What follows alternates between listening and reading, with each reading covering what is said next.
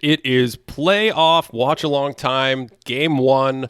Welcome. Let's pick it up with about 7 minutes and change to play. Here in the first half, the Clippers have jumped out to a surprising 15-point lead.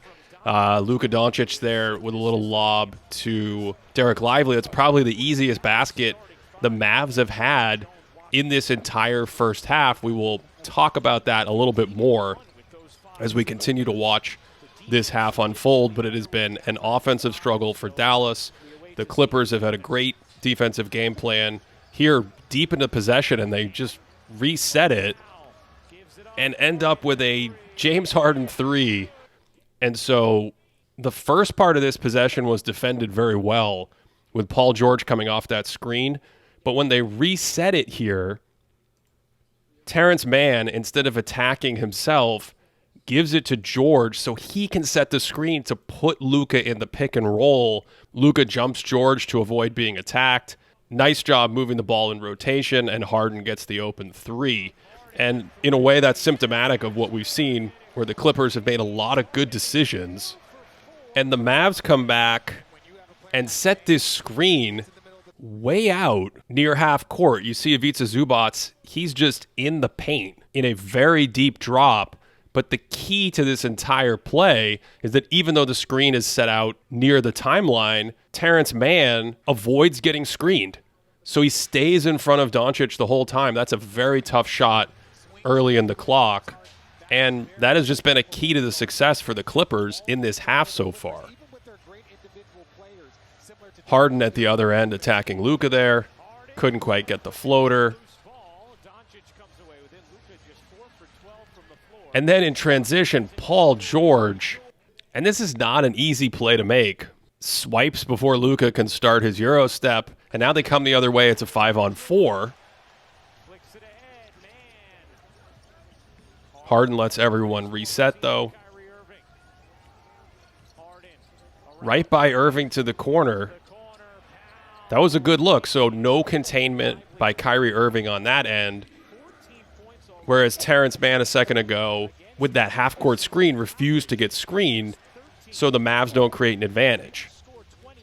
This time Luka gets off ball. Briefly draws two. And this is, I think, a dynamic to look at in this series and for the Mavs in general. Their offensive stars draw two to the ball. It's 4-on-3 behind the play. But first of all, Maxi Kleber's not a great short roll passer. They get the kick out to the corner, and then Derek Jones is not great offensively in that spot attacking the closeout. So it's a floater, and I think the Clippers mathematically will do very well to have P.J. Washington and Derek Jones Jr. and Dante Exum take a bunch of sort of two-dribble mid-range floaters like that. This time it's just basically Harden ball. And, I mean, that is vintage Harden ball. Step back three on a switch. Not sure about that call. That, to me, is not a foul. If anything, that's an offensive foul with the left leg. But it was not a half with a ton of free throws and three-shot free throws. So a little charity for Harden swells the lead to 19 at this point.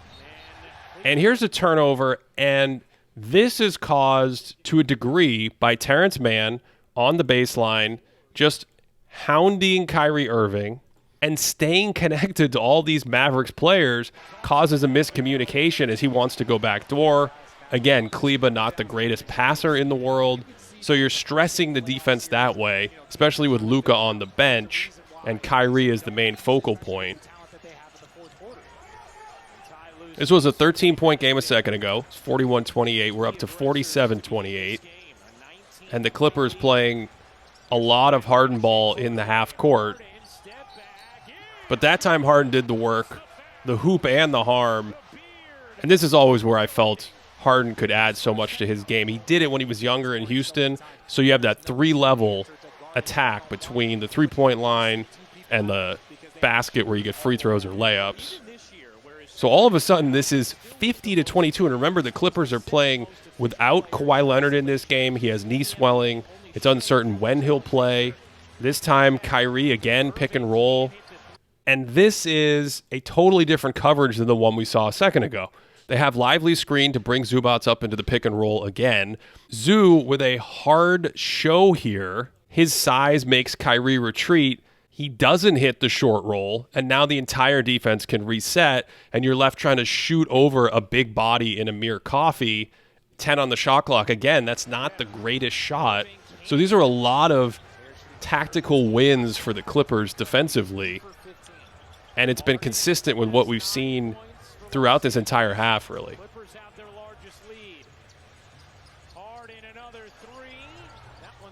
Harden finally cools off. Kyrie with a great pass, and man, when it rains, it pours, because that is one of the best shots Dallas has had. Paul George on the other end, knifing through everything, and Zubac with the putback. And this is one of those rebounds created by George. The second Lively has to leave Zubac's body to contest the shot. No one's big enough to stop him. He puts it back in. And the Clippers actually started this game with a bunch of Zubac's post-up possessions where he was just too big and too strong for whatever Dallas was throwing at him. Usually Daniel Gafford in the first few minutes of the game, but Gafford got a foul early and I think was hesitant to really challenge him and pick up a second foul. Zubac used that strength, and Zubac just asserted himself in this half as the biggest guy on the court, dominating with that size and strength. All right, back to where we were. It's now a 24-point game. Kyrie, a little ISO here, and oh man. Okay, so first you see they slide Harden up from the corner to sit in the driving gap on his right hand. Terrence Mann lingers in the paint. The Clippers like to do this instead of chasing the cutter out to the corner. Paul George is sitting at the edge of the lane, and look at this length. Comes over, nearly blocks it. Kyrie feels him, kicks it out instead.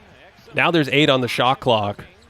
Great job recovering by the Clippers after that loose ball. And Amir Coffey with yet another good man possession defensively, and overloading on the stars asks more of the role players. This pass needs to go to Tim Hardaway Jr. here. It doesn't. And then look at these rotations by the Clippers. George instantly to the corner. Zubac there to provide help on the baseline. Harden is slid down behind on the big man.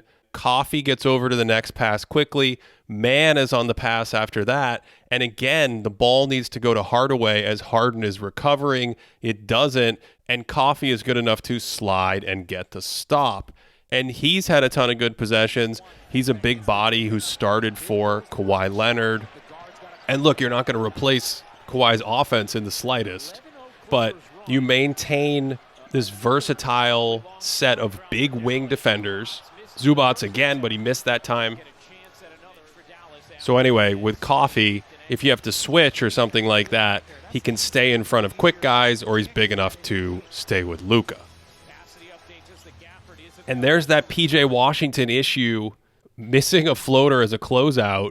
The idea here is that you're going to put Zubac in the pick and roll and hunt him and punish him. But this time he's dropped back, so it's a different coverage than the one we just saw. Coffey does a great job fighting around the screen and then getting back at the last second to recover, to take away that Luka shot. And then this is the thing again, attacking the closeout, 2 dribbles and a floater that's contested. That's not great. And that leads to a Terrence Mann run out in transition, but he kind of flubs the layup. And this is just helter-skelter, and we get a foul at the basket.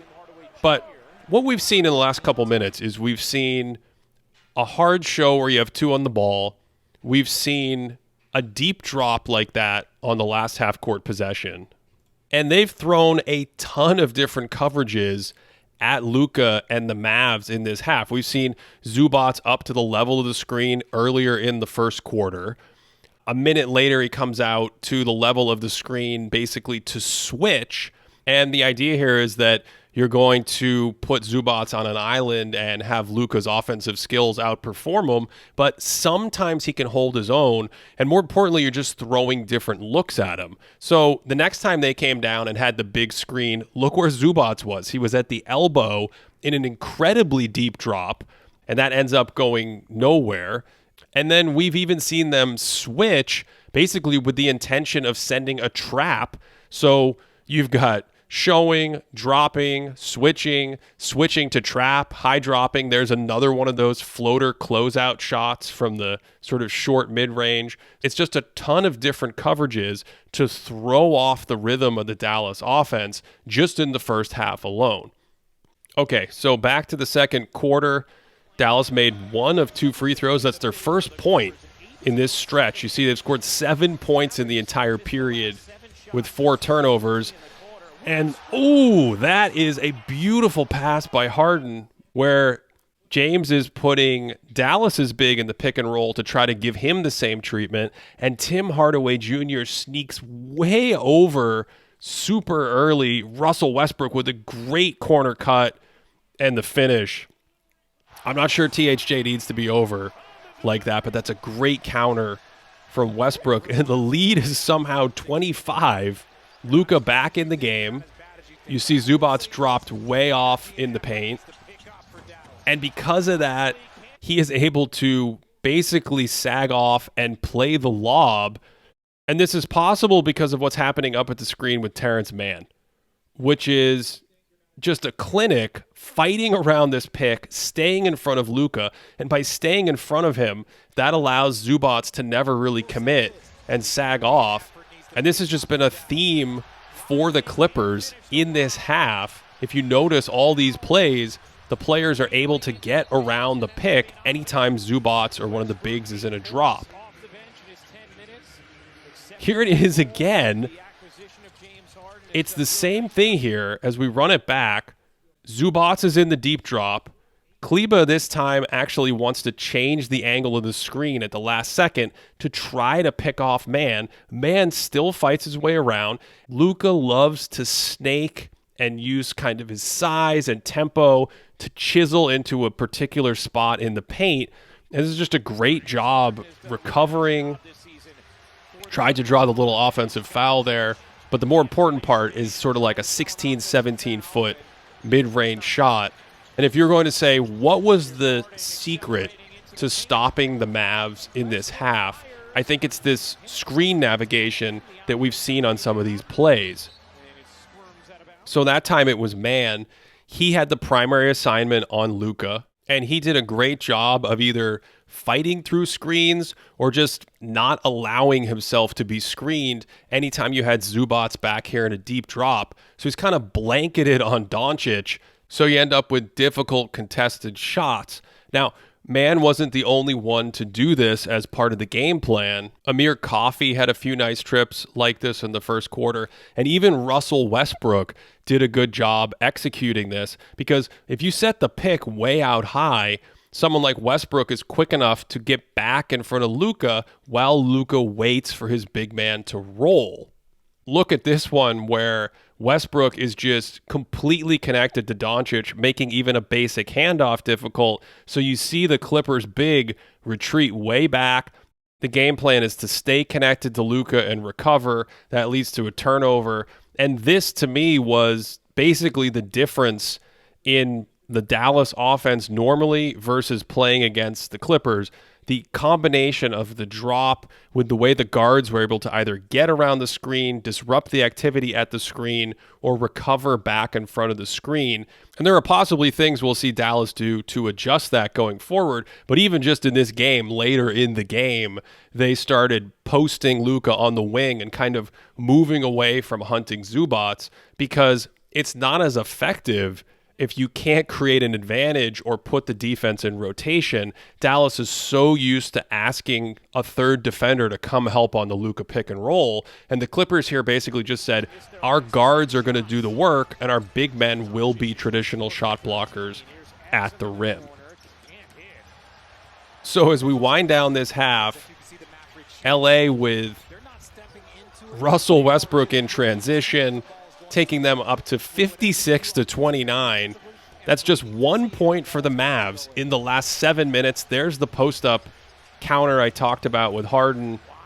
And that one gets a slightly more traditional double team from the top and a swing for an open look. But P.J. Washington's not a great three-point shooter. So if you're the Clippers, again, you will take an above-the-break three with a closeout instead of Luka Doncic carving you up like he does other teams in pick and roll. And here we finally get some free throws for the Mavs.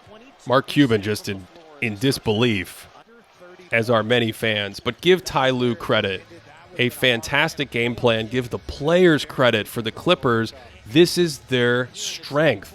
Switchy, versatile wings who can also get around screens. And in some way, the game plan was just go out and get around screens, use your athletic advantages, use your size. It's an 8-point quarter for the Mavs. The Clippers take a massive lead into halftime that they would hold on to, and that gives them a 1-0 advantage in the first round of this series without Kawhi Leonard.